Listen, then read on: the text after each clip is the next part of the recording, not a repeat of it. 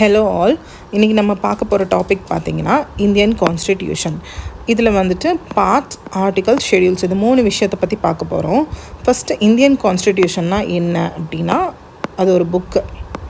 Okay, இந்திய அரசியல் அமைப்பு சட்டம் அப்படின்னு சொல்லுவாங்க. இப்போ நம்மளோட கண்ட்ரி இந்தியா இருக்குது. நம்ம இந்தியா வந்துட்டு எப்படி செயல்படணும் அப்படின்னு சொல்கிறதுக்கு இந்த புக்கு தான் ரூல் புக்குன்னு வச்சுக்கோங்க. Rule book. இப்போ இதை பார்த்து தான் எப்படி இந்தியா வந்து ரன் ஆகும். இப்போ ஏதாவது ஒரு சட்ட சிக்கல் அப்படின்னா நம்ம இந்த புக்கை தான் ரெஃபர் பண்ணணும். புக்கை பார்த்து தான் இந்தியா செயல்படுது அப்படின்றது தான் அதோட மீனிங். ஸோ இந்த கான்ஸ்டிடியூஷன் புக் அப்படின்றது இதுதான் இந்தியன் கான்ஸ்டிடியூஷன். அந்த புக்கு. இந்த புக்கில் என்னென்ன இருக்குது அப்படின்னா, ஃபஸ்ட்டு நம்ம இன்ட்ரொடக்ஷன் மாதிரி ப்ரிஃபேஸில் ப்ரீயம்பிள்னு ஒரு பேஜ் பார்த்தோம். அது வந்து பழைய வீடியோவில் நான் உங்களுக்கு போட்டிருப்பேன். தனியாக ப்ரீயம்பிள்னால் என்ன அப்படின்னே உங்களுக்கு தனியாக போட்டிருக்கேன், நீங்கள் பார்த்துக்கோங்க. ஸோ அதுக்கப்புறம் ப்ரீயம்பிள் முடிச்சாச்சு. நம்ம இந்த புக் எப்படி உருவாச்சு, யார் உருவாக்குனா, எவ்வளோ பேர் சேர்ந்து உருவாக்குனாங்க, எல்லாமே நான் மேக்கிங் எல்லாமே போட்டிருக்கேன். இப்போ நம்ம பார்க்க போகிறது இந்த புக்குக்குள்ளே இருக்கிற பார்ட்ஸு, ஆர்டிகல்ஸு, ஷெடியூல்ஸ், இந்த 3ஐயும் தான் நான் சொல்ல போகிறேன். ஃபஸ்ட்டு பார்ட்ஸ்னால் என்ன, ஆர்டிகல்ஸ்னால் என்னன்னு நான் உங்களுக்கு சொல்கிறேன். பார்ட்ஸ் வந்து பார்த்திங்கன்னா, இப்போது ஃபஸ்ட்டு வெயிட் பண்ணுங்கள். ஃபஸ்ட்டு வந்துட்டு 1950 இந்த கான்ஸ்டிடியூஷன் புக்கு வந்து செயல்பாட்டுக்கு வரும்போது, என்ஃபோர்ஸ் ஆகி வரும்போது பார்ட்ஸ் பார்த்திங்கன்னா 22 பகுதிகள் இருந்துச்சு. 22 பகுதிகள், இப்படி 22ன்னு வச்சுக்கோங்க. இந்த மாதிரி 22 பார்ட்ஸ் இருந்துச்சு. அந்த ஒவ்வொரு பார்ட்லேயும் பார்த்திங்கன்னா கொஞ்சம் ஆர்டிகல்ஸ். இப்போ வந்து 1 to 4 ஒரு பார்ட்டோட ஆர்டிகல்ஸ், இன்னொன்று பார்த்திங்கன்னா 5 to 11 இந்த மாதிரி பிரித்து இந்த மாதிரி ஆர்டிகல்ஸ் பார்த்திங்கன்னா 395 ஆர்டிகல்ஸ் இருந்துச்சு. 22 பார்ட்ஸ் இருந்துச்சு, 395 ஆர்டிகல்ஸ் இருந்து, 8 ஷெடியூல்ஸ் இருந்துச்சு. 8 ஷெடியூல்ஸ்னால் என்ன, பார்ட்ஸ்னால் என்ன, ஆர்டிகல்ஸ்னால் என்ன, இப்படி இருந்துச்சு. அப்போது நான் அதை சொல்கிறேன். பார்ட்ஸ்னால் என்னென்னா, இப்போது 22 பகுதிகளாக பிரிச்சுருக்குறாங்க. 22 இப்படி பகுதிகளாக பிரிச்சுருக்கோம். ஒரு பகுதி எதை சொல்லும் அப்படின்னா, ஒரு பர்டிகுலர் டாப்பிக்கை பற்றி பேசும். இன்னொரு பகுதி என்ன சொல்லுன்னா, இன்னொரு பர்டிகுலர் டாபிக். இப்போது சிட்டிசன்ஷிப் பற்றி ஒரு டாபிக் ஒரு பார்ட் பேசுது அப்படின்னா, ஃபுல்லாக அதில் உள்ள லாஸ் எல்லாமே அதில் இருக்கும் ஆர்டிக்கலாக. ஒவ்வொரு ஆர்டிக்கலும் ஒவ்வொரு லா மாதிரி. ஓகேவா? ஸோ அந்த மாதிரி தான் தனித்தனியாக பிரிச்சுருக்கோம். ஷெடியூல்ஸ்னால் என்னென்னா, இப்போது இந்த ஆர்டிகல்ஸ் இருக்கா, 1 2 3 4ன்னு 395 ஆர்டிகல்ஸ் இருக்கா, ஸோ இந்த ஆர்டிகல்ஸில் எழுத முடியாததை ஷெடியூல்ஸில் எழுதி வைப்பாங்க. ஒரு டேப்லர் காலம் மாதிரின்னு வைங்களேன். இப்போது சில ஆர்டிகல்ஸில் நம்ம எழுத முடியாது, ரொம்ப பெருசாக போகும் அப்படின்னு நம்ம நினைக்கிறோம். ஸோ அதை ஷெடியூல்ஸில் எழுதுவாங்க. இப்போ எக்ஸாம்பிளுக்கு ஆர்டிக்கல் 1 வந்து, இப்போது இங்கே வாங்க, ஆர்டிக்கல் 1 பார்ட் 1ல் ஆர்டிக்கல் 1 to 4 இருக்குது. இப்போ ஆர்டிக்கல் 1 என்ன சொல்லும் அப்படின்னா, யூனியன் ஸ்டேட்ஸு டெரிட்டரிஸ்லாம் சொல்லும். அதை நான் உங்களுக்கு அப்புறம் எக்ஸ்பிளைன் பண்ணுறேன். அப்போது அந்த ஸ்டேட்ஸோட பேர் 28 ஸ்டேட்ஸு, 8 யூனியன் பிரதேசங்கள், யூனியன் டெரிட்டரிஸு, இதோட நேம்ஸ் எல்லாமே இந்த ஷெடியூல் 1ல் எழுதியிருப்பாங்க. ஸோ இந்த மாதிரி ஆர்டிகல்ஸில் எழுத முடியாததை ஷெடியூல்ஸில் எழுதுவாங்க. அதுதான் ஃபஸ்ட்டு. இப்போ நம்ம 395 ஆர்டிகல்ஸ், 22 பார்ட்ஸ், 8 ஷெடியூல்ஸ் பார்த்தோமா. இப்போ கரண்ட்டில் எவ்வளோ இருக்குது அப்படின்னு பார்த்தீங்கன்னா, கரண்ட்டில் 25 பார்ட்ஸாக மாறி இருக்குது. 470 ஆர்டிகல்ஸ் பக்கம் இருக்குது. 12 ஷெடியூல்ஸ் இருக்குது. ஓகேவா? இப்போ கரண்ட்டில் இருக்கிற இது பார்ட்ஸ், ஆர்டிகல்ஸ், ஷெடியூல்ஸ் 25 பார்ட்ஸ், 470 அப்படி நீங்கள் ஞாபகம் வச்சுக்கோங்க. நான் சொல்லித்தரேன் 12 ஷெடியூல்ஸாக இப்படி மாறிடுக்கு. ஸோ இதை பற்றி நான் உங்களுக்கு இப்போ எக்ஸ்பிளைன் பண்ணுறேன். ஓகேவா? கிளியராக நான் சொல்கிறேன். இப்போ எவ்வளோ இருக்குதுன்னு சொன்னேன். ஃபஸ்ட்டு எவ்வளோ இருந்துச்சு, 395, 470, 22 பார்ட்ஸ், 25 பார்ட்ஸ், 8 ஷெடியூல்ஸ், 12. ஓகேவா? ஸோ இதில் இப்போ வந்து ஃபஸ்ட்டு நான் வந்து உங்களுக்கு சொல்கிறது என்னென்னா, இந்த 25 பார்ட்ஸ் இதை விட்டுருங்க. இப்போ நம்ம கரண்ட்டில் இருக்கிறத எடுத்துக்கலாம். இந்த 25 பார்ட்ஸை நான் உங்களுக்கு சொல்லித்தரேன் எப்படி மெமரைஸ் பண்ணுறது. 25 பார்ட்ஸ் இருக்குது. ஷெடியூல்ஸை தனியாக நான் உங்களுக்கு பின்னாடி எக்ஸ்பிளைன் பண்ணுறேன். 470 ஆர்டிகல்ஸ், 25 பார்ட்ஸ், 470 ஆர்டிகல்ஸ் இருக்கா. ஸோ இதை எப்படி நம்ம மெமரைஸ் பண்ணுறது அப்படின்றத நான் ஈஸியாக உங்களுக்கு சொல்லித்தரேன் ஃபஸ்ட்டு. ஓகேவா? ஃபஸ்ட்டு 25 பார்ட்டில் 1 to 5 பார்ட்ஸு, அடுத்த ஒரு 5 பார்ட்டு, அடுத்து ஒரு 5, 25 பார்ட்டையும் நீங்கள் 5 பகுதியாக பிரிச்சுக்கோங்க. 1 2 3 இப்படி 5 பார்ட்ஸாக. ஃபஸ்ட்டு 5 நம்ம இப்போ பார்க்கலாம். ஃபஸ்ட்டு 5 பார்ட்டை நம்ம ஃபஸ்ட்டு 5 பார்ட்ஸாக நம்ம இப்போ பார்க்கலாம். ஓகேவா? பார்ட் 1 என்ன சொல்லுது அப்படின்னா, இப்போ இந்த இந்தியாவோட அவுட்லைன் எடுத்துக்கோங்க. இப்போது நீங்கள் வந்து ஒரு வீடு ஞாபகம் வச்சுக்கோங்க. ஒரு வீடு நம்மளுக்கு 5 சென்ட்டில் இருக்குது அப்படின்னா அதுக்கு அடுத்து வெளியில் இருக்கிறது வேறு உங்களோட ப்ராப்பர்ட்டி. அதே மாதிரி தான் இப்போ இந்தியா வந்து இந்த அவுட்லைனில் இருக்குது. இதுக்கு வெளியில் இருக்கிறது அடுத்த கண்ட்ரி. ஸோ நம்ம கண்ட்ரி இதுதான். இதோட எல்லை பகுதி. சரியா? ஃபஸ்ட்டு எல்லை பகுதியை நம்ம நான் எக்ஸாம்பிளுக்கு உங்களுக்கு புரியறதுக்காக சொல்கிறேன். இந்தியாவை நம்ம உருவாக்கியாச்சு. இந்தியா யூனியன் ஃபஸ்ட்டு பார்ட் பார்த்திங்கன்னா யூனியன் அண்ட் இட்ஸ் டெரிட்டரி. ஓகேவா? First part. இப்போது யூனியன்னா இது ஃபுல்லாக யூனியன். ஓகேவா? டெரிட்டரினா இதோட எல்லை பகுதி. இந்த எல்லை பகுதியெல்லாம் டெரிட்டரி அப்படின்னு சொல்லுது. ஓகேவா? So first part union. வீடு கட்டியாச்சு. இந்தியாவை நம்ம கட்டிட்டோம், இந்தியாவை நம்ம பண்ணிட்டோம் அப்படின்னு வச்சுக்கோங்க. சும்மா மெமரைஸ்க்காக சொல்கிறோம் உங்களுக்கு. அடுத்து பார்த்திங்கன்னா உள்ளே கட்டினதுக்கப்புறம் உள்ள ஆள் வேணும். ஸோ நம்ம ஆளெல்லாம் போட்டாச்சு. நம்ம தான் அந்த ஆள். ஸோ ஆல் சிட்டிசன்ஷிப் அப்படின்னு சொல்லுவோம். ஆள் என்ன சொல்லுவோம்? சிட்டிசன்ஷிப். இப்போ இவங்களுக்கு உள்ள ஃபேமிலி மெம்பர்ஸ் வந்தாச்சு, அதான் சிட்டிசன்ஷிப். மெம்பர்ஸ்லாம் வந்தாச்சு. இப்போ இவங்களுக்கு என்ன கொடுக்கலாம்? உரிமைகள் கொடுக்கணுமா இல்லையா? ஸோ பார்ட் 3 பார்த்திங்கன்னா ஃபண்டமெண்டல் ரைட்ஸு. புரிஞ்சுதா? ஃபஸ்ட்டு என்னது? யூனியன் அண்ட் இட்ஸ் டெரிட்டரி, அதாவது அவுட்லைன், டெரிட்டரி, எல்லை பகுதி. அடுத்து அந்த எல்லை பகுதிக்குள்ளே யார் இருக்கா? சிட்டிசன்ஷிப்ஸ் எல்லாம், மக்கள் எல்லாம் இருக்காங்க. So citizenship. அடுத்து அந்த மக்களுக்கு என்ன கொடுத்துருக்காங்க? ஃபண்டமெண்டல் ரைட்ஸ் கொடுத்துருக்காங்க. ஸோ அதனால் ஃபண்டமெண்டல் ரைட்ஸ். அடுத்து பார்த்திங்கன்னா 4th என்ன வரும் அப்படின்னா, கவர்மெண்ட்டுக்கு என்ன கொடுத்துருக்காங்க? சிட்டிசன்ஸ்க்கு ஃபண்டமெண்டல் ரைட்ஸ் கொடுத்துருக்காங்க. கவர்மெண்ட்டுக்கு என்ன கொடுத்துருக்காங்கன்னா டிபிஎஸ்பின்னு சொல்லுவாங்க. டிபிஎஸ்பி அதாவது directive principle of state policy அப்படின்னு சொல்லுவாங்க. டைரக்டிவ் பிரின்சிபல்ஸ் ஆஃப் ஸ்டேட் பாலிசினா கவர்மெண்ட் வந்துட்டு ஒரு கைட்லைன்ஸ் கவர்மெண்ட்டுக்கு கான்ஸ்டியூஷன் இந்த புக்கு கொடுக்குது. இந்த கான்ஸ்டியூஷன் புக்கு வந்து கவர்மெண்ட்டுக்கு ஒரு அட்வைஸ் மாதிரி கொடுக்குது. அட்வைஸ் மாதிரின்னு வச்சுக்கலாம், ஒரு பிரின்சிபல் கொடுக்குது.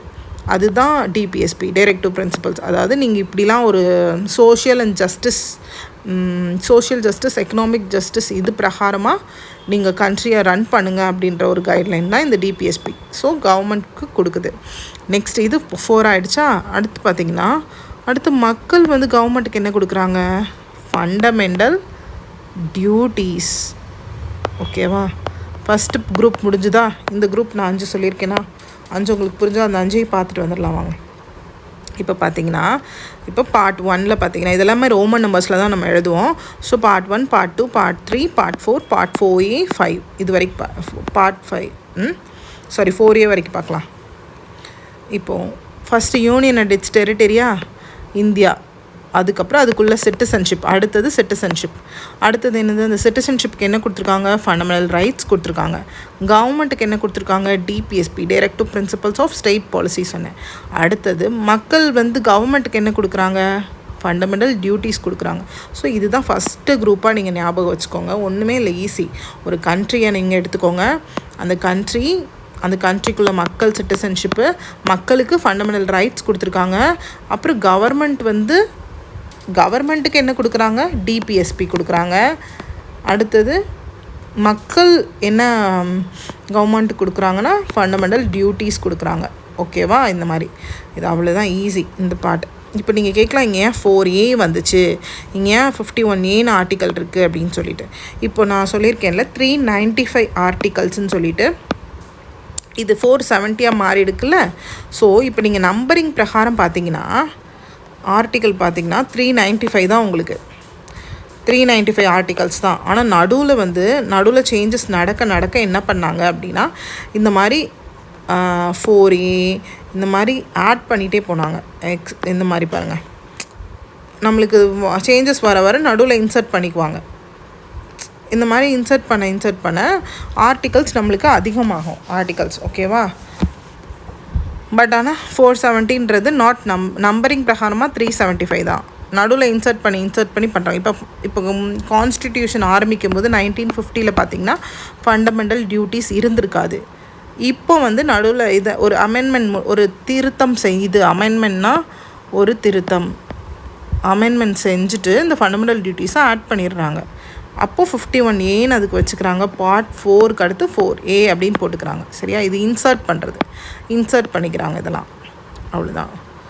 1 to 4 என்னது யூனியன் டெரிட்டரியை பற்றி சொல்லுது. 5 to 11 சிட்டிசன்ஷிப்பை பற்றி சொல்லுது. 12 to 35 ஆர்டிகல்ஸ் வந்து ஃபண்டமெண்டல் ரைட்ஸ் பற்றி சொல்லுது. 36 to 51 டிபிஎஸ்பி டைரக்டிவ் பிரின்சிபல்ஸ். இப்போ ஃபண்டமெண்டல் டியூட்டிஸ் 51A. இந்த மாதிரி நல்லா இதை வந்து இந்த டெரிட்டரிஸ் இது உங்களுக்கு ஒன்று நீங்கள் படித்தாலே இந்த 5 ஞாபகம் வந்துடணும். ஸோ அந்த மாதிரி மெமரைஸ் பண்ணிக்கோங்க. இந்த நம்பர்ஸை நீங்கள் மெமரைஸ் பண்ணி தான் ஆகணும். ஈஸி தான், நீங்கள் 2-3 வாட்டி படிச்சிங்கன்னா மெமரைஸ் ஆகிடும். நெக்ஸ்ட் பார்ட் பார்க்கலாமா? நெக்ஸ்ட்டு பார்ட் 5ல் பார்த்தீங்கன்னா 52லேருந்து 151 வரைக்கும் இது என்ன சொல்லுது அப்படின்னா யூனியன் சொல்லுது. யூனியன் கவர்மெண்ட் பற்றி சொல்லுது. இப்போது யூனியன் கவர்மெண்ட் இருக்குல்ல, யூனியன்னா என்ன, சென்ட்ரல் கவர்மெண்ட். இந்த பார்ட் வந்து பெரிய பார்ட். 52லேருந்து 151 ஆர்டிகல் சொல்லுது. ஸோ யூனியன் கவர்மெண்ட் வந்துட்டு எப்படி ஒர்க் ஆகுது, இப்போது அதில் உள்ள president vice president, prime minister, அப்புறம் ப்ரைம் மினிஸ்டருக்கு கீழே இருக்கிற கவுன்சில் ஆஃப் மினிஸ்டர்ஸ். நீங்கள் என்னோடய பழைய வீடியோ பார்த்திங்கன்னா உங்களுக்கு கிளியராக புரியும். சில 0லேருந்து தான் நான் சொல்லிக் கொடுக்குறேன். அப்புறம் சுப்ரீம் கோர்ட்டு, இந்த மாதிரி விஷயங்கள். இந்த சென்ட்ரல் கவர்மெண்ட் வந்து எப்படி ரன் ஆகுது, யூனியன்னா சென்ட்ரல் கவர்மெண்ட், ஸோ அது எப்படி ரன் ஆகுதுன்றதை இந்த பார்ட் ஃபுல்லாமே சொல்லியிருப்பாங்க. அடுத்து பார்ட் 6 பார்த்திங்கன்னா ஸ்டேட் கவர்மெண்ட்னால் நம்ம இருக்கிறது. இப்போ தமிழ்நாடு ஒரு ஸ்டேட்டு, கேரளா ஒரு ஸ்டேட்டு. ஸோ நம்மளுக்கு எப்படி ஃபஸ்ட்டு கவர்னர் இருக்காங்க, சிஎம் இருக்காங்க, அப்புறம் கோர்ட்ஸ் எல்லாம் இருக்குது, கோர்ட்ஸ். ஓகேவா? ஸோ இவங்க இந்த பிரகாரமாக ஸ்டேட் லெஜிஸ்லேட்டர், லா மேக்கிங் பாடிஸ் இருக்காங்க, ஸ்டேட் லெஜிஸ்லேச்சர். சரியா? இந்த விஷயங்களை வந்துட்டு 152லேருந்து 237 வரைக்குமே இந்த பார்ட்டில் சொல்கிறாங்க. யூனியன் ஸ்டேட் அடுத்த 2 ஞாபகம் வச்சுக்கோங்க. யூனியன் கவர்மெண்ட் பற்றி சொல்கிறாங்க, ஸ்டேட் கவர்மெண்ட் பற்றி சொல்கிறாங்க. இந்த பார்ட் 7 பார்த்திங்கன்னா ரிமூவ் ஆகிடுச்சு. ரீபீல்டு அப்படின்னா இப்போ முதல்ல ஒரு போட்டது, பட் ஆனால் இப்போ நம்மளுக்கு தேவைப்படலை. 7th அமெண்ட்மெண்ட்டில், அதாவது 7th 7வது திருத்தம், கான்ஸ்டியூஷன் ஆரம்பித்து 7வது டைம் திருத்தம் செய்யும்போது அப்போ இதை ரிமூவ் பண்ணிட்டாங்க, தேவையில்லை அப்படின்னு சொல்லிட்டு. பட் ஆனால் இது இருக்குது பார்ட் 7ல், சும்மா ஹிஸ்ட்ரிக்காக வச்சுருக்காங்க. ஓகேவா? நெக்ஸ்ட் பார்ட் பார்த்திங்கன்னா இப்போ பார்ட் 8ல் பார்த்திங்கன்னா 239லேருந்து 242 வரைக்கும் சொல்லுது. இது என்ன சொல்லுதுன்னா யூனியன் டெரிட்டரிஸ் பற்றி சொல்லுது. இப்போ யூனியன் டெரிட்டரிஸ்னால் நம்மளுக்கு எத்தனை யூனியன் டெரிட்டரிஸ் இருக்குது? 8 யூனியன் டெரிட்டரிஸ் இருக்குது. டெல்லி, புதுச்சேரி, லக்ஷ்வதீப் அந்த மாதிரி இருக்கா. ஸோ இந்த யூனியன் டெரிட்டரிஸ் எல்லாம் யார் ரன் பண்ணுறா? சென்ட்ரல் கவர்மெண்ட் தான் அதையுமே ரன் பண்ணுறாங்க. ஸோ அந்த அட்மினிஸ்ட்ரேஷனை பற்றி, அதை பற்றி இந்த பார்ட்டில் ஃபுல்லாக எக்ஸ்பிளைன் பண்ணுவாங்க. ஓகேவா? அடுத்தது பார்த்திங்கன்னா பஞ்சாயத்துனா இப்போது வில்லேஜ்லலாம் பஞ்சாயத்து, நம்ம சிட்டிஸ்லலாம் என்ன சொல்லுவாங்க? முனிசிபாலிட்டிஸ். இதை 2 ஞாபகம் வச்சுக்கோங்க. இது வந்து யூனியன் ஃபஸ்ட்டு யூனியனு ஸ்டேட்ஸ் பற்றி பார்த்தோம், அப்போ டெலிட் ஆகிடுச்சு ஒன்று. அடுத்து யூனியன் டெரிட்டரிஸ் பற்றி பார்த்துட்டோமா, நெக்ஸ்ட்டு பஞ்சாயத்து, முனிசிபாலிட்டிஸ் ஞாபகம் வச்சுக்கோங்க. ஈஸி தான். நீங்கள் ஒரு ஒன்று இல்லைன்னா ஒரு 2-3 வாட்டி உட்காந்து படிச்சிங்கன்னா ரொம்ப நல்லா புரிஞ்சுக்கோங்க, அப்புறம் படிங்க. ஓகேவா? யூனியன் டெரிட்டரிஸ் பஞ்சாயத்து பார்த்திங்கன்னா வில்லேஜுக்கானது. லோக்கலாக வந்து எப்படி லோக்கல் செல்ஃப் கவர்மெண்ட் பஞ்சாயத்தில் வில்லேஜில் நடக்கிறது பற்றி இது. அடுத்தது பார்த்திங்கன்னா வில்லேஜ் லெவல் டெமோக்ரஸின்னு சொல்லிக்கலாம். ஓகேவா? அடுத்து முனிசிபாலிட்டிஸ் பார்த்திங்கன்னா நம்மளோட சிட்டி லெவல் டெமோக்ரஸி இது. அதை பற்றின பார்ட்ஸ் ஃபுல்லாக இதில் இருக்கும். அடுத்தது பார்த்திங்கன்னா கோஆப்ரேட்டிவ் சொசைட்டிஸாக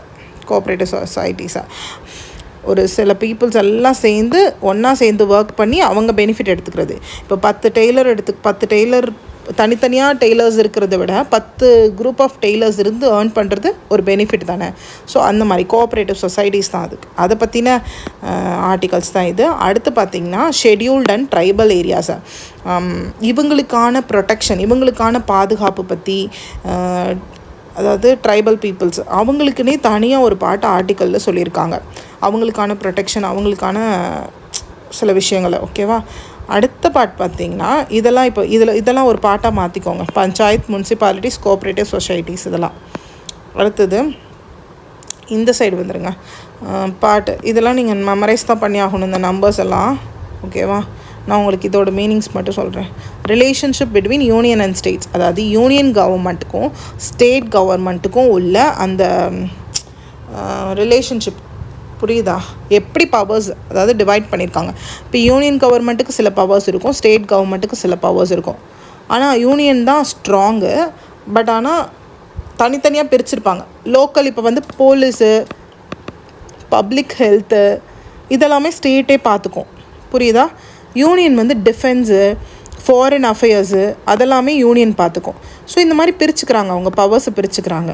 பட் ஆனால் சில விஷயங்கள் வந்து யூனியன் கவர்மெண்ட் வந்து அவங்களே வந்து அவங்களே சில லாஸ்லாம் மேக் பண்ணுவாங்க.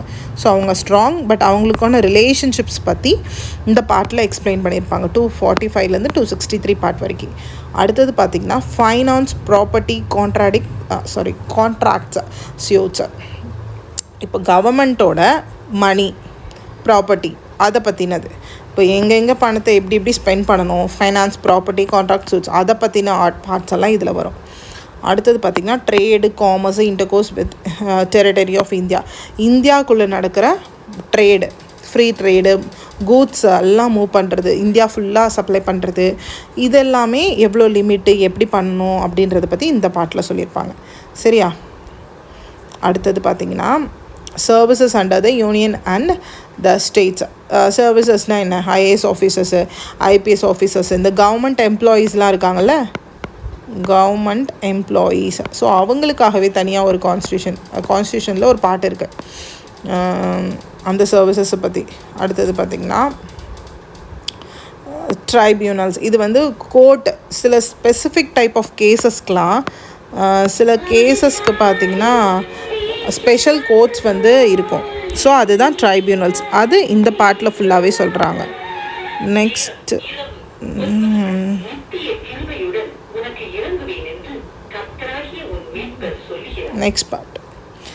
பார்ட் பார்த்திங்கன்னா எலெக்ஷன்ஸ் பற்றி.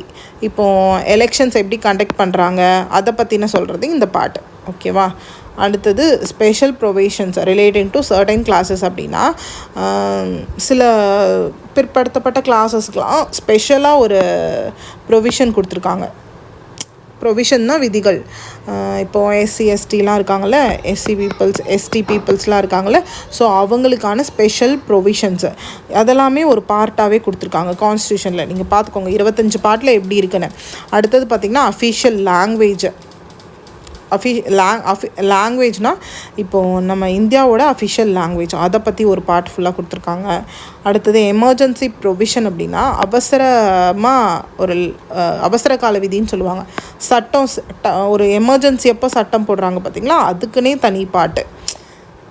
நேஷ்னல், ஸ்டேட்டாக இல்லை ஃபினான்ஷியல் எமர்ஜென்சியாக எது வந்தாலுமே நேஷ்னல் லெவலில் நடக்குதா அந்த டைமில் உள்ள பவர்ஸை பற்றி இந்த பாட்டிலலாம் போட்டிருப்பாங்க.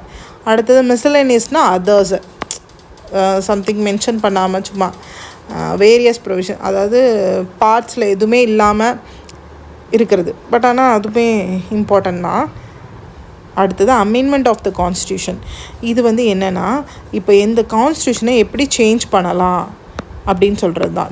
இப்போ நீங்கள் எக்ஸாம்பிளுக்கு பார்த்தீங்கன்னா, இங்கே ஃபண்டமெண்டல் டியூட்டிஸ் இருக்கா, இந்த ஃபண்டமெண்டல் டியூட்டிஸை இங்கே ஆட் பண்ணியிருப்பாங்க. இந்த மாதிரி நிறையா ஆட் பண்ணியிருக்காங்க. பட் ஆனால் இதுக்கெலாம் இங்கே பார்த்து தான் பண்ணுவாங்க. 368 இந்த இதுதான் 368னாவே கான்ஸ்டியூஷனாக அமெண்ட் பண்ணுறதை பற்றி, சேஞ்ச் பண்ணுறதை பற்றி. இப்போ சில திருத்தங்கள்லாம் செய்கிறாங்கல்ல, நிறைய திருத்தங்கள் செஞ்சு தான் இப்போ நம்மளுக்கு வந்து 470 ஆர்டிகல்ஸ் வந்திருக்கு. ஸோ அந்த திருத்தங்கள் செய்கிறதுக்கெலாம் இந்த பார்ட்டை தான் ரெஃபர் பண்ணுவாங்க. புரியுதா? அடுத்தது டெம்ப்ரவரி, டிரான்சிஷ்னல் அண்ட் ஸ்பெஷல் ப்ரொவிஷன்ஸ். அப்படின்னா ஒரு சில ஸ்டேட்ஸ்க்கு மட்டும் டெம்ப்ரவரி, டிரான்சிஷ்னல், ஸ்பெஷலாக வந்து சில விதிகள் இருக்குது சில ஸ்டேட்ஸ்க்கு மட்டும், சில சிச்சுவேஷன்ஸ்க்கு. ஓகேவா? ஸோ சில சூழ்நிலைகளுக்கு அது இந்த பார்ட்டில். நெக்ஸ்ட் பார்த்திங்கன்னா இது வந்து கன்க்ளூஷன் மாதிரி. அதாவது அந்த என்ன சொல்லணும்னா, கான்ஸ்டியூஷனோட பேர், எப்போ இது ஃபோர்ஸுக்கு வந்துச்சு, அப்புறம் ஹிந்தி டெக்ஸ்டில் ஒன்று, அப்புறம் லா வந்து ரிமூவ் பண்ணாரா, லாவை ரிமூவ்டுன்னு சொல்லுவாங்க, ரிப்பீல்ஸ்னால், அது எல்லாமே எழுதியிருப்பாங்க. இது வந்து ஒரு கன்க்ளூஷன் பார்ட் மாதிரி, இந்த கடைசியாக இருக்க பார்ட். அவ்வளோதான், இது முடிஞ்சு. 25 பார்ட்ஸுமே ரொம்ப நீங்கள் படிச்சிங்கன்னா ஈஸியாக தான் இருக்கும். ஸோ நீங்கள் இதை புரிஞ்சுட்டு படிங்க. நெக்ஸ்ட்டு வந்து நம்ம ஷெட்யூல்ஸ் பார்த்துடலாம். ஓகேவா? இது நீங்கள் மெமரைஸ் தான் பண்ணி ஆகணும். இதில் நல்லா பார்த்துக்கோங்க. மொத்தம் 12 ஷெட்யூல்ஸ் இருக்கா? 12 ஷெட்யூல்ஸ். நம்ம ஃபஸ்ட்டு ஷெட்யூல் பார்த்திங்கன்னா ஸ்டேட்ஸ் பற்றி, ஸ்டேட்ஸ் யூனியன் டெரிட்டரிஸ், இப்போ 28 ஸ்டேட்ஸ் இருக்கா, ஸோ அது பற்றியும் 8 யூனியன் டெரிட்டரிஸ் அதோட நேம்ஸ் எல்லாம் எழுதியிருக்கும் இந்த ஷெடியூலில். இது ஆர்டிக்கலில் எழுதுனா இடம் ரொம்ப இழுக்கும், லாங்காக போகும். ஸோ இது தனியாக டேபிள் போட்டு இதை தனியாக ஷெடியூல்னு எழுதிடுவாங்க. ஃபஸ்ட்டு ஷெடியூல் என்ன சொல்லுது, ஸ்டேட்ஸ் பேரும் யூனியன் டெரிட்டரிஸ் பேரும் சொல்லுது. செகண்ட் ஷெடியூல் பாருங்கள்.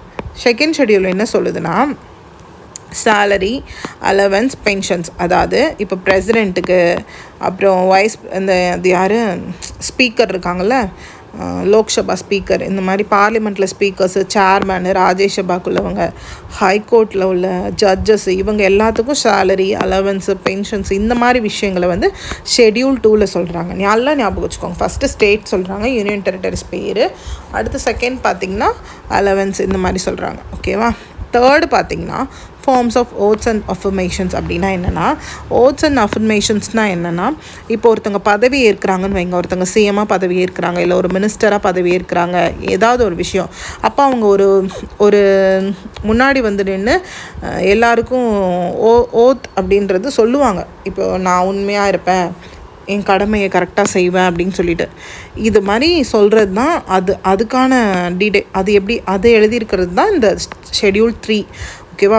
இது எது குறிக்குது அப்படின்னா, கான்ஸ்டியூஷனுக்கு நான் உண்மையாக இருப்பேன், அந்த புக்குக்கு நான் உண்மையாக இருப்பேன், நான் ஹானஸ்ட்டாக சிஎம்மாக இருப்பேன், நான் ஹானஸ்ட்டாக மினிஸ்டராக இருப்பேன், ஊழல் செய்ய மாட்டேன் அப்படின்றத அந்த மாதிரி ஒரு அஃபர்மேஷன், ஒரு ஓத் சொல்கிறது தான் இந்த ஷெடியூல் 3ன்னு சொல்கிறாங்க. நெக்ஸ்ட்டு பார்த்திங்கன்னா ஷெடியூல் 4ல் பார்த்திங்கன்னா ராஜ்யசபா சீட் அலோகேஷன்.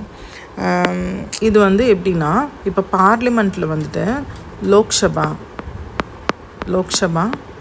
ராஜ்யசபான்னு இருக்காங்க. லோக்சபா பார்த்திங்கன்னா லோவர் ஹவுஸ்ன்னு சொல்லுவாங்க, லோவர் ஹவுஸ். ராஜ்யசபா அப்பர் ஹவுஸ்ன்னு சொல்லுவாங்க.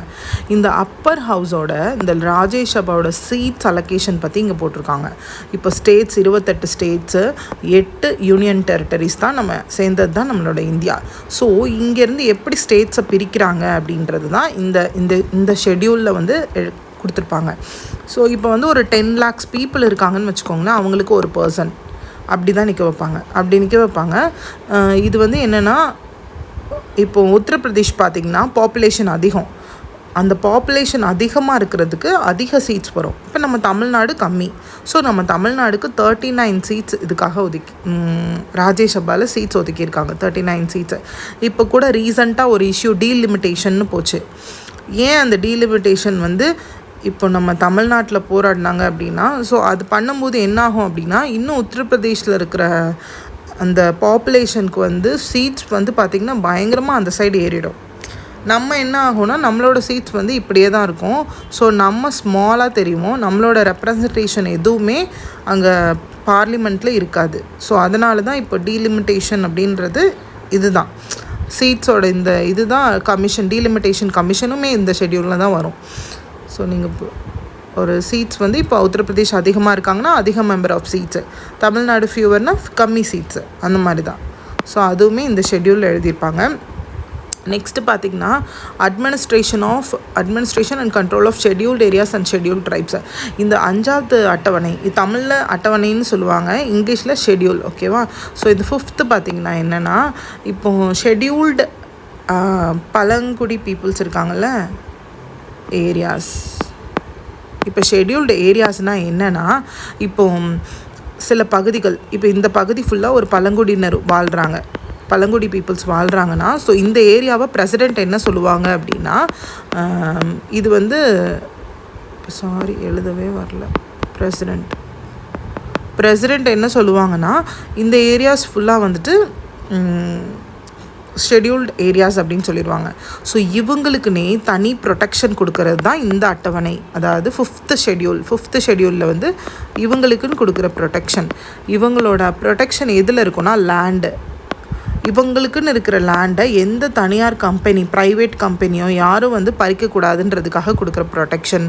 அவங்களோட காடுகளை ப்ரொடெக்ட் பண்ணுறது, கலாச்சாரம், கல்ச்சர்ஸ் இருக்குல்ல, அவங்களோட அந்த கல்ச்சர்ஸை வந்துட்டு ப்ரொடெக்ட் பண்ணுறது. அப்புறம் அவங்களோட லைஃப் ஸ்டைல், அவங்க அப்படியே thousands of இயர்ஸ்க்கு இவங்க வாழ்கிறாங்க, பழங்குடி பீப்புள் வாழ்கிறாங்க. ஸோ அவங்களோட இதை நம்ம அழிச்சிடக்கூடாது அப்படின்னு சொல்கிறதுக்கு தான் இந்த 5th ஷெடியூல் போடுறாங்க, இந்த 5th schedule.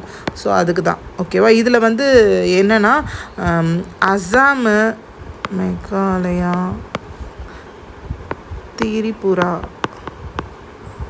Tripura and Mizoram. இந்த 4 ஸ்டேட் இருக்குது, அசாம், மேகாலயா, திரிபுரா, மிசோரம். இது 4க்குமே 6th ஷெட்யூல் வரும். அப்படியே நீங்கள் 6th ஷெட்யூலையும் பார்த்துருங்க. இது வந்து 5th சொன்னேன்னா 5th ஷெட்யூலுக்கு வந்து இந்தியாவில் இருக்கிற மற்ற ஸ்டேட்ஸுக்கு, இதுக்கு 4க்கு மட்டுமே தனியாக ஸ்பெஷலாக போட்டிருக்காங்க. ஓகேவா?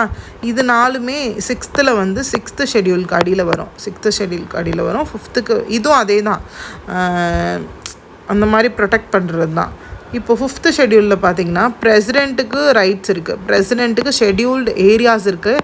ஏரியாஸை எந்த பகுதியெலாம் ஷெட்யூல்டு ஏரியாஸ்ன்னு அவங்க அந்த மாதிரி அதிகாரம் அவங்களுக்கு இருக்குது. கவர்னருக்கு அதிகாரம் இருக்குது இது பண்ணுறதுக்கு. அப்புறம் இன்னொன்று முக்கியமானது டிஏசின்னு சொல்லுவாங்க, tribal advisory council.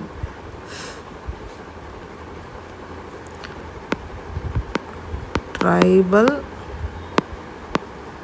Advisory council. இது ஒரு கவுன்சில், இது ஒரு குழு மாதிரி. ஓகேவா? இவங்க வந்துட்டு பழங்குடி பீப்புள்ஸ்க்கு தொடர்பான விஷயங்களை வந்து அரசுக்கு சொல்லுவாங்க. அரசுக்கு ஆலோசனை வழங்குறதுக்காக இந்த கவுன்சிலை வச்சுருக்காங்க. இதில் வந்து எஸ்டி பீப்புள் இருக்காங்கள்ல, அவங்க உறுப்பினராக இருப்பாங்க. அவங்க வந்து இதில் உறுப்பினராக இருந்து கவர்மெண்ட்டுக்கு வந்து இயர்லி ஒன்ஸ் வந்து ரிப்போர்ட் அனுப்புவாங்க. ஸோ இதில் என்னென்னா இந்த 5th ஷெட்யூலும் இந்த 6th ஷெட்யூலும் என்ன சொல்லுதுன்னா, 5th 6th பார்த்திங்கன்னா அசாம் அந்த 4 ஸ்டேட்ஸுக்கு மட்டும், அசாம், மேகாலயா, மிசோரம், திரிபுரா, இந்த 4 ஸ்டேட்ஸ்க்கு மட்டும் 6th. 5th பார்த்திங்கன்னா மற்ற ஸ்டேட்ஸ்க்கு எல்லாத்துக்குமே. ஸோ இது ரொம்ப இம்பார்ட்டன்ட். ஏன்னா இது வந்து எஸ்சி எஸ்டி பீப்புள்ஸ்க்கு கொடுக்குற ப்ரொடெக்ஷன், அவங்களுக்கு கொடுக்குற பாதுகாப்புக்காக தனியாக போட்டிருக்காங்க. ஸோ அது அடுத்தது பார்த்திங்கன்னா யூனியன். இது வந்து நம்பர்ஸ் வந்து தப்பாக பிரிண்ட் ஆகிடுச்சு. இது வந்து 6th 7th ஷெட்யூல், இது 8th 9th 10th 11th 12th, அது கரெக்டாக போட்டிருக்கேன். இதில் பார்த்திங்கன்னா next union state concurrent list. இதில் யூனியன் இது 3க்கும் இருக்கிற டிவிஷன் ஆஃப் பவர்ஸு இப்போது 7th ஷெட்யூல் தெளிவாக சொல்லும். 7th ஷெட்யூலில் பார்த்திங்கன்னா நம்ம ஆல்ரெடி இது பார்த்துருப்போம். இப்போது சென்ட்ரல் கவர்மெண்ட் இருக்கா, யூனியன்னா central government, state government, concurrent. இப்போ இந்த 3 இருக்கா. இப்போ இதுக்கு பர்டிகுலர் சப்ஜெக்ட்ஸ் அப்படின்னா என்னென்னா, இப்போ சென்ட்ரல் கவர்மெண்ட் வந்து டிஃபென்ஸுக்கு சட்டம் இயற்றலாம், லா மேக் பண்ணலாம். டிஃபென்ஸ்னால் என்னது, ஆர்மி அந்த மாதிரி இது டிஃபென்ஸ்க்கு. அடுத்தது ஃபாரின் அஃபேர்ஸ்னால் வெளிநாட்டு விஷயங்களை பற்றி, வெளிநாட்டு மற்ற கண்ட்ரீஸோடு இருக்கிற ரிலேஷன்ஷிப்பை பற்றி, அதுக்கு சென்ட்ரல் கவர்மெண்ட், யூனியன் கவர்மெண்ட்டு இவங்க இது மாதிரி இருக்கிறதுக்கெல்லாம் லாஸ் மேக் பண்ணுவாங்க. ஸ்டேட் கவர்மெண்ட் என்ன பண்ணுவாங்கன்னா ஹெல்த்னால் இப்போது ஜிஹெச் இந்த மாதிரி ஹாஸ்பிட்டல்ஸ்லாம் இருக்குல்ல, பார்த்திங்கன்னா ஹெல்த் விஷயமா, அப்புறம் சில விஷயங்கள் என்னது போலீஸு, இதுக்கெலாம் நம்ம ஒவ்வொன்றுக்கும் சென்ட்ரல் கவர்மெண்ட் போக முடியாது.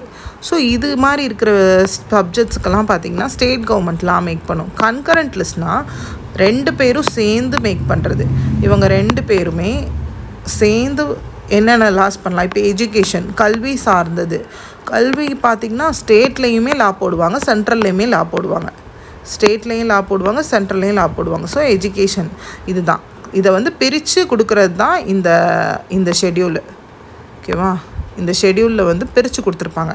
இப்போது அந்த லிஸ்ட் ஆஃப் சப்ஜெக்ட்ஸ் என்னென்ன அப்படின்னு பார்த்திங்கன்னா, இப்போது யூனியன் லிஸ்ட்டு பார்த்திங்கன்னா ஃபஸ்ட்டு சென்ட்ரல் கவர்மெண்ட்டுக்கு 97 சப்ஜெக்ட்ஸ் இருந்துச்சு. இந்த மாதிரி நான் இப்போ 2 தானே உங்களுக்கு சொன்னேன், டிஃபென்ஸு, ஃபாரின் அஃபேர்ஸ், அந்த மாதிரி 97 சப்ஜெக்ட்ஸ் இருக்குது. அது இப்போ எவ்வளோ ஆச்சுன்னா 100 மாறிடுச்சு. ஸ்டேட் பார்த்திங்கன்னா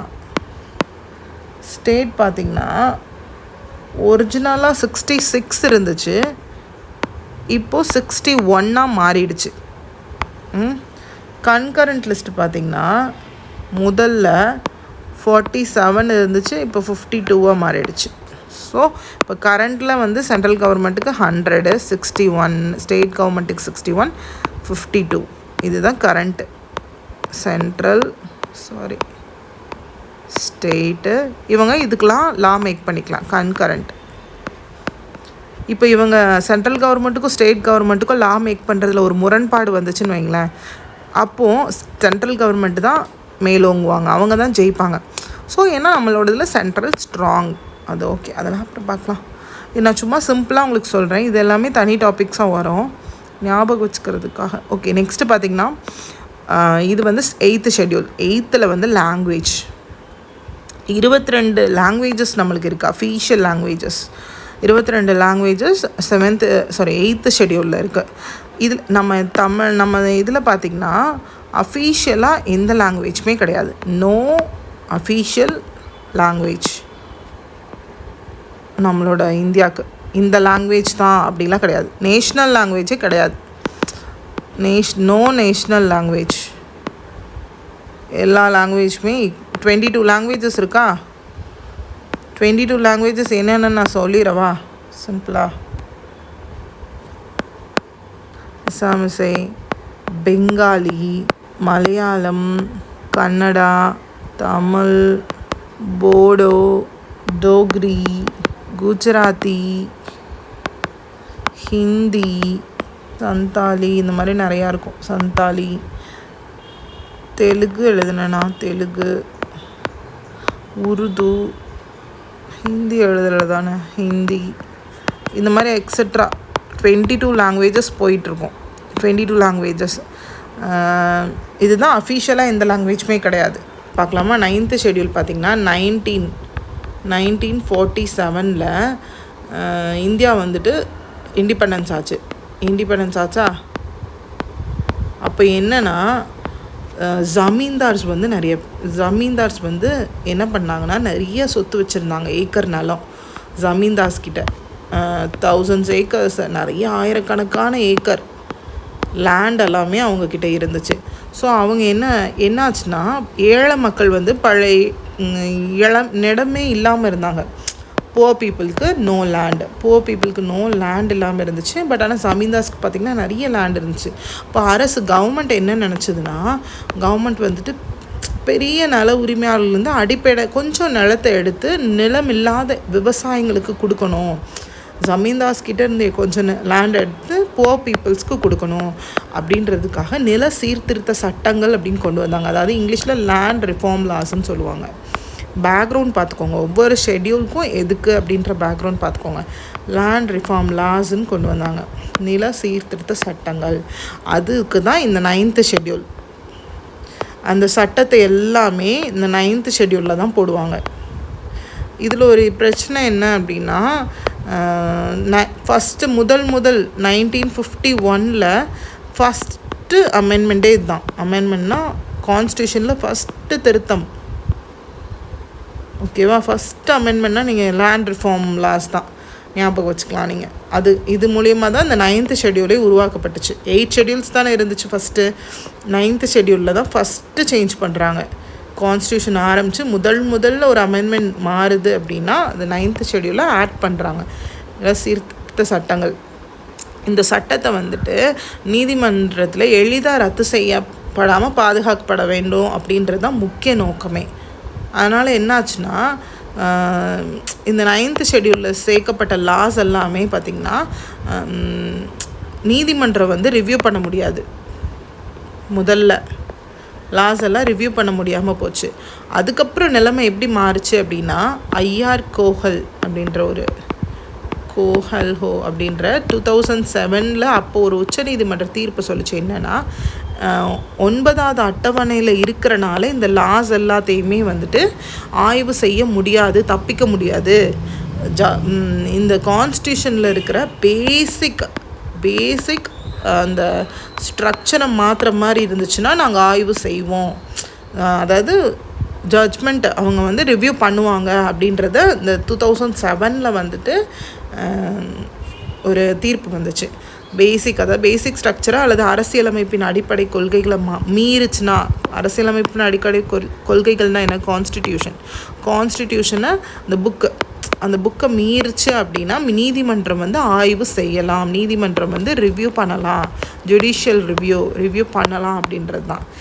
இப்போ எளிய சும்மா ஒரு எக்ஸாம்பிள் சொல்லணும்னா, இப்போ ஒரு ஸ்கூல் நடக்குது. அந்த அந்த ஸ்கூலில் வந்து ஒரு பீரோ இருக்குது, ஃபுல்லாக டாக்குமெண்ட்ஸ் வச்சுருக்காங்க. அப்போ அது ஒரு ஆசிரியர் கையில் மட்டும்தான் இருக்குது. அப்போது யாருமே அதை எடுக்க மாட்டேங்கிறாங்க. இப்போ வந்து பிரின்சிபல் என்ன சொல்கிறாரு அப்படின்னா, தேவைப்பட்டால் நான் அந்த அலமாரி அந்த ஓப்பன் பண்ணி நான் பார்க்கலாம், சரி பார்க்கலாம் கரெக்டாக இருக்கா. இவ்வளோ நாள் அந்த ஆசிரியர் மட்டும்தான் மெயின்டைன் பண்ணாங்க. இப்போ வந்து பிரின்சிபல் பார்க்கலாம் அப்படின்ற மாதிரி தான் இந்த ஜுடிஷியல் ரிவ்யூ. ஓகேவா, அவ்வளோதான், இந்த இது முடிஞ்சிருச்சு. இது என்னென்னா 9th ஷெடியூல் என்னென்னா, லேண்ட் ரிஃபார்ம் லாஸை வந்து பாதுகாக்கிறதுக்காக உருவாக்கப்பட்டது, நில சீர்திருத்த சட்டங்கள். ஆனால் நீதிமன்றம் வந்து ஆய்விலிருந்து முழுமையாக தப்பிக்க முடியாது. ஓகேவா, ரிவ்யூ பண்ணுவாங்க, ரிவ்யூ நடக்கும். நெக்ஸ்ட்டு 10th, அடுத்தது ஒரு 10th ஷெடியூல் பாருங்கள். 10th ஷெடியூல் இது வந்துட்டு ரொம்ப ஈஸி, எல்லாமே ஈஸி தான். ஆன்டி டிஃபெக்ஷன் லா, கட்சி தாவுதல்னு சொல்லுவாங்க. இந்த ஷெடியூல் எதுக்காக உருவாக்கப்பட்டிருக்கு அப்படின்னா, ஆன்டி டிஃபெக்ஷன் லா. டிஃபெக்ஷன்னா என்னென்னா, கட்சியை வந்து தாவுறது. ஒரு கட்சியில் இருந்துட்டு இன்னொரு கட்சிக்கு மூவ் பண்ணுறது தான் கட்சி தாவுதல். இப்போ அரசியலில் ஒரு கட்சி வெற்றி பெறுறது அப்படின்னு வைங்களேன். அப்போது வந்துட்டு தேர்தலில் ஒரு கட்சி சார்பாக போட்டு வெற்றி பெற்றாங்க. மக்கள் அவங்கள நம்பி தானே எடுக்கிறாங்க. இவங்க இந்த பார்ட்டி அப்படின்னு சொல்லி தானே அவங்களுக்கு ஓட்டு போடுறாங்க. பார்ட்டி ஏக்கு ஓட்டு போடுறாங்கன்னா அந்த பார்ட்டியை நம்பி ஓட்டு போடுறாங்க. பட் அவங்க அதுக்கப்புறமா சில மாதங்களுக்கு அப்புறம் கட்சி பிக்கு போகிறாங்க அப்படின்னா அது என்ன, மக்கள் வாக்களித்ததுக்கு என்ன இது அப்படின்ற மாதிரி தானே. ஸோ அதனால் என்னாச்சுன்னா, 1960 1980 வரைக்குமே பார்த்திங்கன்னா பல அரசுகள் உறுப்பினர்கள் வந்து கட்சி மாறி விழுந்துட்டாங்க. நிறையா கட்சியெலாம் மாறி விழுந்துட்டாங்க. அரசியல் வந்து அந்த நிலைத்தன்மை வந்து குறைஞ்சிருச்சு. ஸோ அதனால் இதை தடுக்க என்ன செஞ்சாங்க அப்படின்னா, 1985 52nd அமெண்ட்மெண்ட் 52nd அமெண்ட்மெண்ட் மூலியமாக இப்போ ஃபஸ்ட் அமெண்ட்மெண்ட்டில் நம்ம 9th ஷெடியூல் போட்டாங்க. இது பார்த்திங்கன்னா 52nd அமெண்ட்மெண்ட்டில் இந்த 1985 போடுறாங்க. ஓகேவா, இந்த 10th ஷெடியூலில் 52nd அமெண்ட்மெண்ட் தானே. ஒரு நிமிஷம், 10th ஷெடியூல், ஆமாம் 52nd அமெண்ட்மெண்ட் கரெக்டு தான். சரி, 52nd அமெண்ட்மெண்ட்டில் இது போடுறாங்க. அப்படி கட்சி தாவரங்களுக்கு வந்து டிஸ்குவாலிஃபை பண்ணிடுவாங்க. இப்போ வந்து ஒரு கட்சியை தாவுறாங்க, தானாகவே கட்சியை விட்டு வெளியேறினாங்க அப்படின்னா, இல்லை கட்சி அறிவுறுத்தலுக்கு விரோதமாக செயல்படுறாங்க, இப்போ விப்புன்னு சொல்லுவாங்க. இப்போது ஒரு கட்சியில் இருக்கிற தலைவர் சொல்கிறாரு, இவங்களுக்கு நீங்கள் ஓட்டு போடணும் பார்லிமெண்ட்டில், அதாவது அந்த அனுமதி இல்லாமல் வாக்கு பண்ணுறது, ஒரு மசோதாவுக்கு ஆதரவாக வாக்களிக்க வேணும், அதுக்கு எதிராக மசோதானா என்ன, பில்லு, பார்லிமெண்ட்டில் பில்லு பாஸ் பண்ணுறாங்க, அந்த மசோதான்னு சொல்லுவாங்க தமிழில். ஸோ மசோதா, ஸோ அதுக்கு விரோதமாக வாக்களிக்கிறாங்க பார்த்தீங்களா.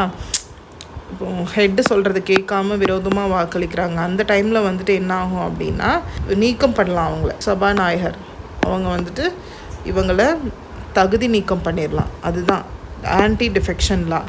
இப்போது யாருமே வந்துட்டு பதவியோடு போக முடியாது. இப்போ ஒரு எம்எல்ஏ இருக்காங்கன்னு வைங்க, ஜெயிச்சதுக்கப்புறம் இன்னொரு கட்சிக்கு போகிறாங்க அப்படின்னா அவங்க பதவியை ரிசைன் பண்ணிட்டு தான் போக முடியும், அதே பதவியோடு போக முடியாது. இதுதான் ஆன்டி டிஃபெக்ஷன் லா. கட்சி தாவுறது, அதுக்கான ஒரு ஷெடியூல் க்ரியேட் பண்ணுவோம். அது இது கரெக்ட் பண்ணுறதுக்காக.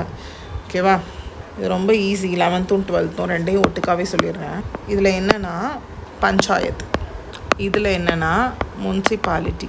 இப்போது பஞ்சாயத்துனா என்ன, ஒரு கிராமத்தை நிர்வாகம் பண்ணுறது. வில்லேஜ், அந்த வில்லேஜில் உள்ள உள்ளாட்சி அமைப்பு. இப்போ வந்து ஒரு வில்லேஜை பார்க்கணும் அப்படின்னா president, prime minister, union, central government வர முடியாது. ஸோ அந்த வில்லேஜுக்குன்னு தனியாக ஒரு பஞ்சாயத்தை உருவாக்குறாங்க. புரியுதா? இதில் பஞ்சாயத்துலேயே 3 டைப்ஸ் இருக்குது. கிராம பஞ்சாயத்து, யூனியன் பஞ்சாயத்து, டிஸ்ட்ரிக்ட் பஞ்சாயத்து. கிராமம்னா ஒரு கிராமம் இருக்குல்ல, அதில் உள்ள பஞ்சாயத்து, ஒரே ஒரு வில்லேஜ் அதில் உள்ள பஞ்சாயத்து. யூனியன் பஞ்சாயத்துனா எல்லா வில்லேஜும் சேர்றது, ஆல் வில்லேஜ். ஓகேவா, ரொம்ப ஈஸி தான். அடுத்து டிஸ்ட்ரிக்ட் பார்த்திங்கன்னா ஒரு டிஸ்ட்ரிக்டில் உள்ள எல்லா மாவட்டம் ஃபுல்லாக, ஓகேவா, ஆல் வில்லேஜ். இதுதான். இது மாதிரி 3ஆக பிரிச்சுக்குவாங்க. இப்போ ஒரு கிராமத்தை, ஒரு வில்லேஜை வழிநடத்துறதுக்கு ஒரு பஞ்சாயத்து இருந்தால் போதும். அதே மாதிரி ஒரு சிட்டியை வழிநடத்த முனிசிபாலிட்டி இவங்களாம் லோக்கலாக இவங்களே பண்ணிக்கலாம். இப்போது எப்படி சொல்கிறதுனா, 11th ஷெட்யூலில் பார்த்திங்கன்னா 29 சப்ஜெக்ட்ஸ் இருக்கும் பஞ்சாயத்துக்கு. அடுத்து பார்த்திங்கன்னா 18 சப்ஜெக்ட்ஸ். இது வந்து 11th, இது 12th அட்டவணை, 12th ஷெட்யூல். இப்போ 29 சப்ஜெக்ட்ஸ் இருக்கா, இதில் 18 சப்ஜெக்ட்ஸ் இருக்கா. இப்போ வந்து சப்ஜெக்ட்ஸ்னால் என்னென்னா, இப்போ அக்ரிகல்ச்சர்னு வைங்க, விவசாயம் வைங்க. இந்த விவசாயிக்கான சில விஷயங்களை பஞ்சாயத்து மூலமாகவே பஞ்சாயத்து வந்து அதிகாரம் கொடுத்து மாற்றுறது. சில புரியுதா? இப்போது இரிகேஷன், பாசனம், இரிகேஷன் இருக்குது, அதுக்கான திட்டங்கள் அதெல்லாம் பஞ்சாயத்தே பார்த்துக்கும். இரிகேஷன் திட்டம், மீன் வளர்ப்பு, ஃபிஷரிஸ்ன்னு சொல்லுவாங்க, ஃபிஷரிஸ். அப்புறம் ட்ரிங்கிங் வாட்டர், இதுக்கெலாம் நம்ம ஒன்றுக்கும் சென்ட்ரல் கவர்மெண்ட் போக முடியாது. ஸோ நம்ம பஞ்சாயத்தை வச்சே வில்லேஜில் இருக்கவங்க டீல் பண்ணிக்கலாம். அதே மாதிரி இதில் 18 சப்ஜெக்ட்ஸ் வரும். இதே மாதிரி நிறையா இருக்குது. ஹெல்த் அண்ட் சானிடேஷன் நான் எழுதுறது தான் புரியாது, அட்ஜஸ்ட் பண்ணிக்கோங்க, ஏன்னா எனக்கு வரமாட்டேங்குது எழுத. இப்போது ஒரு எக்ஸாம்பிளுக்கு, ஒரு கிராமத்தில், ஒரு வில்லேஜில் தண்ணி இல்லைன்னு வைங்க, வாட்டர் இல்லை. முதல்ல யார் வந்து நடவடிக்கை எடுப்பா? கிராம பஞ்சாயத்து தான். ஓகேவா? புரியுதா நான் சொல்கிறது? 3 டைப்ஸ் ஆஃப் பஞ்சாயத்தில் கிராம பஞ்சாயத்து தான் நடவடிக்கை எடுப்பாங்க. இது எப்போனா 73rd அமெண்ட்மெண்ட்டில், இது ஞாபகம் வச்சுக்கோங்க. 73rd அமெண்ட்மெண்ட் 1992 நடக்குது. 29 சப்ஜெக்ட்ஸ், இதெல்லாம் நீங்கள் மெமரைஸ் பண்ணிக்கணும். 29 சப்ஜெக்ட் பஞ்சாயத்துக்கு அடியில் வருது. 73வது திருத்தங்களில் இது 1992ஆம் ஆண்டு நடக்குது. இந்த 11th ஷெட்யூல் அப்படின்றது. 12th இது பார்த்திங்கன்னா 74th அமெண்ட்மெண்ட், அதே 1992 இயர் தான். இதில் என்னென்னா 18 சப்ஜெக்ட்ஸ் வரும். ஓகேவா? ரெண்டே அப்படி சிமிலராக படிச்சுக்கோங்க. அமெண்ட்மெண்ட் இது வந்து 73rd அமெண்ட்மெண்ட், இது 74th அமெண்ட்மெண்ட். இதில் வந்து 1992 22 சப்ஜெக்ட்ஸ் இருக்குது. இதில் அதே மாதிரி 18 சப்ஜெக்ட்ஸ். முனிசிபாலிட்டிஸ், இங்கே வந்து அதாவது சிட்டி, நம்மளுக்கு கார்ப்பரேஷன் சிட்டி, வில்லேஜில் இருக்கவங்களுக்கு பஞ்சாயத்து, நம்மளுக்கு முனிசிபாலிட்டின்னு சொல்லுவாங்க. ஓகேவா? நீங்கள் எந்த எக்ஸாம் படித்தாலுமே நீங்கள் புரிஞ்சுக்கோங்க இதோட பேக்ரவுண்ட் என்ன, இது எதுக்காக உருவாக்கப்பட்டது அப்படின்னு சொல்லி புரிஞ்சுக்கிட்டிங்கன்னா அந்த சப்ஜெக்டும் உங்களுக்கு ஈஸியாக இருக்கும். நாளைக்கு நீங்கள் ஒரு கவர்மெண்ட் ஜாபில் இருக்கும்போதுமே உங்களுக்கு அது வந்து ரியாலிட்டியாக இருக்கும், ஈஸியாக இருக்கும். முனிசிபாலிட்டினா என்னன்னு சொல்லிட்டேன், தெரியும்ல, ஒரு நகரத்தை, ஒரு சிட்டியை வந்து நிர்வாகம் பண்ணுறது. வில்லேஜ்னா ஒரு கிராமம், பஞ்சாயத்துனா வில்லேஜ், முனிசிபாலிட்டினா சிட்டி. ஓகேவா? நகர்ப்புறத்தில் இருக்கிறதுக்கு பார்த்திங்கன்னா முனிசிபல் கவுன்சிலு, முனிசிபல் கார்ப்பரேஷன் இந்த மாதிரி இருப்பாங்க. Council, corporation. இதில் என்னென்ன சப்ஜெக்ட்ஸ் வரும் அப்படின்னா 18 சப்ஜெக்ட்ஸு. இதெல்லாம் நீங்கள் தனியாக புக்லேயே கொடுத்துருப்பாங்க. இதை டீச்சிங் புரிஞ்சுக்கிறதுக்காக படிச்சுக்கோங்க. நீங்கள் அதுக்கப்புறம் உங்களோட புக்ஸை நீங்கள் ரெஃபர் பண்ணிங்கன்னா ஈஸியாக புரியும். 18 சப்ஜெக்ட்ஸு. ஓகேவா? அர்பன் பிளானிங், ரோட்ஸ் போடுறது, பிரிட்ஜ் போடுறது, roads and bridges, water supply, இன்னும் எக்ஸட்ரா. ஓகேவா? பப்ளிக் ஹெல்த் பற்றி, ஃபயர் சர்வீஸ், இந்த மாதிரி இருக்கிறதெல்லாம் முனிசிபல் கார்ப்பரேஷன் கடியில் 18 சப்ஜெக்ட்ஸ் வரும். ஓகேவா? இவ்வளோ தான். 12 ஷெட்யூல்ஸ் முடிஞ்சிருச்சா? ஃபஸ்ட்டு ஷெட்யூல் என்ன சொன்னேன்? ஸ்டேட்ஸ் 28 ஸ்டேட்ஸ் இருக்குது, 8 யூனியன் டெரிட்டரிஸ் இருக்குது. அதோட நேமிங்ஸ் எல்லாம் கொடுத்துருப்பாங்க. தமிழ்நாடு, கேரளா, கர்நாடகா. யூனியன் டெரிட்டரிஸ் பார்த்திங்கன்னா டெல்லி, புதுச்சேரி அந்த மாதிரி கொடுத்துருப்பாங்க. செகண்ட் ஷெட்யூல் நான் என்ன சொன்னேன்? சாலரிஸ், அலவன்ஸ், பென்ஷன்ஸ், இதெல்லாமே யாரோடது? பிரசிடென்ட்டு, வைஸ் பிரசிடென்ட்டு, ஜட்ஜஸ், இவங்களோட சாலரிஸ் எல்லாமே இந்த ஷெட்யூல் எழுதியிருப்பாங்க 2வது அட்டவணையில். 3வது வந்து சில ஓத்ஸ் அண்ட் அஃபர்மேஷன்ஸ்னால் அந்த ஒரு சோலம் சொல்லுவாங்கள்ல, இப்போது ஒரு இடத்துல பதவி ஏற்கும்போது அவங்க ஒரு வாக்கு கொடுக்குறது, அதுதான் இந்த ஓத்ஸ் அண்ட் அஃபர்மேஷன்ஸ்னு சொல்லுவாங்க. 4th ஷெட்யூல் பார்த்திங்கன்னா ராஜ்ய சபாவோட சீட்ஸ் அலோகேஷன் பற்றி. அடுத்தது 5th ஷெட்யூல்டு ஏரியாஸ். இப்போது பழங்குடியினர் பீப்புளுக்காக ஸ்பெஷலாகவே 5th 6th 2 ஷெடியூலும் சேர்ந்து ஒரு ப்ரொடெக்ஷன், அவங்களோட பாதுகாப்புக்காக 5th 6th ஷெடியூல் உருவாக்கப்பட்டுச்சு. ஓகேவா. அடுத்தது 7th பார்த்திங்கன்னா 3 யூனியனு, ஸ்டேட்டு, கன்கரண்ட், இந்த 3 லிஸ்ட்டையுமே பார்த்திங்கன்னா பிரித்து டீட்டெயில்டாக கொடுத்துருப்பாங்க. 8th ஷெடியூல் பார்த்திங்கன்னா 22 லாங்குவேஜஸை லிஸ்ட் பண்ணியிருப்பாங்க. 22 லாங்குவேஜஸை அப்படியே போட்டிருப்பாங்க. நம்ம இந்தியாவில் இருக்கிற 22 மொழிகள். இந்தியாவில் no official language, no national language கிடையாது. பட் 22 லாங்குவேஜஸ் அஃபிஷியலாக இருக்குது. இந்த ஒரு லாங்குவேஜ் தான் அப்படிலாம் கிடையாது. அடுத்தது 9th பார்த்திங்கன்னா இரேஸ் ஆகிடுச்சு. 9th பார்த்திங்கன்னா 9th ஷெடியூலில் என்ன சொன்னேன், நில சீர்திருத்த சட்டங்கள், லேண்ட் ரிஃபார்ம் லாஸுக்கு 9th ஷெடியூலை உருவாக்குனாங்க. 9th ஷெடியூலில் லேண்ட் ரிஃபார்ம் லாஸ் அதை டீட்டெயிலாக பண்ணல சொன்னேன்ல. இது ஆன்டி டிஃபெக்ஷன் லாஸ், கட்சி தாவறது பற்றி. அப்புறம் பஞ்சாயத்துக்கு 29 சப்ஜெக்ட்ஸும், முனிசிபாலிட்டிஸ்க்கு 18 சப்ஜெக்ட்ஸும் இந்த 11th 12th கொடுத்துருக்காங்க. இது அவ்வளோதான். ஓகேவா. நம்ம என்ன பார்த்தோம் இந்த வீடியோவில், பார்ட்ஸு, ஆர்டிகல்ஸ் அண்ட் ஷெடியூல்ஸ். ஓகேவா. பார்ட்ஸ் எத்தனை, 25 பார்ட்ஸு, 470க்கும் அவ்வளோ ஆர்டிகல்ஸ் இருக்குது, 12 ஷெடியூல்ஸ் இருக்குது. ஸோ இது 3யுமே நான் உங்களுக்கு அந்த டைட்டில் ப்ளஸ் எல்லாம் எக்ஸ்பிளைன் பண்ணியிருக்கேன். இப்போ நான் நெக்ஸ்ட்டு என்ன வீடியோ அப்லோட் பண்ண போகிறேன்னா, இப்போ பார்ட்டில் பார்த்தீங்கன்னா ஃபஸ்ட்டு 4 பார்ட் பார்த்திங்கன்னா யூனியன் டெரிட்டரியை சொல்லும். ஸோ அந்த யூனியன் 4 பார்ட்டை மட்டும் ஒரு வீடியோவாக போடுறேன். அப்புறம் சிட்டிசன்ஷிப்பை தனியாக ஒரு வீடியோ, அப்புறம் ஃபண்டமெண்டல் ரைட்ஸை தனியாக ஒரு வீடியோ, இந்த மாதிரி நான் போக போக அப்லோட் பண்ணுறேன். ஒரு ஃபியூனரல் இருந்தனால, க்ளோஸ் ரிலேட்டிவ்னால 15 to 20 days என்னால் அவுட் ஆஃப் ஸ்டேஷன்லனால வீடியோ போட முடியல. நான் இதுக்கப்புறம் கரெக்டாக போடுறேன். ஓகே. உங்களுக்கு ஏதாவது டவுட்ஸ் இருந்துச்சுன்னா கேளுங்க. 12 ஷெடியூல்ஸில் பார்ட்ஸ், ஆர்டிகல்ஸில் ஈஸியாக நீங்கள் படிச்சிங்கன்னா மெமரைஸ் பண்ணிடலாம். படிக்கும்போது எந்த கவர்மெண்ட் எக்ஸாம் படித்தாலும் கன்சிஸ்டண்ட்டாக படிங்க. கொஞ்சம் படிச்சுட்டு ஒரு 1 week படிச்சுட்டு 1 week லீவ் போட்டு 1 week திருப்பி படிச்சுட்டு திருப்பி லீவ் போட்டு அப்படி இருக்காதிங்க. கன்சிஸ்டண்ட்டாக பண்ணும்போது நீங்கள் 1 month கழிச்சு பார்க்கும்போது நம்ம இவ்வளோ படிச்சிட்டோம் அப்படின்னு இருக்கும். ஒரு நாள் விட்டாலுமே அது வேஸ்ட்டு. ஸோ படிங்க. தேங்க்யூ.